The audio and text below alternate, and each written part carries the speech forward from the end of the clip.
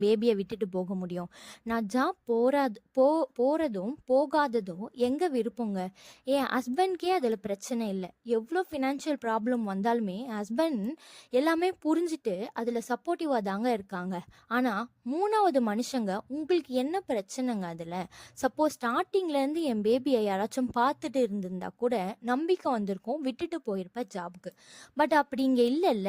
அவங்கவங்க ஃபேமிலில என்ன நடக்குதுன்னு அவங்களுக்கு தானே தெரியும். எதுவுமே தெரியாம ஏங்க மத்தவங்க விஷயம்ல இன்வால்வ் ஆகுறீங்க? எத்தனை அம்மாங்க தன்னோட பேபிய யாரையாச்சும் நம்பி விட்டுட்டு டே கேர்ல விட்டுட்டு ஜாப் போயிட்டு ஒர்க்லயும் ஒழுங்கா கான்சன்ட்ரேட் பண்ணாம பேபியை பத்தியே திங்க் பண்ணிட்டு இருக்காங்க.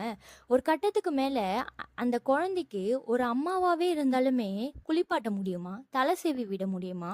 அவங்களுக்கு ஊட்டி விட தான் முடியுமா? அவங்களா வளர்ந்துட்டா அவங்க அவங்களோட வேலையை தானா பண்ணிக்க போறாங்க. ஸோ இப்போ கிடைக்கிற மூமெண்ட் இப்போ மட்டும் தானே அனுபவிக்க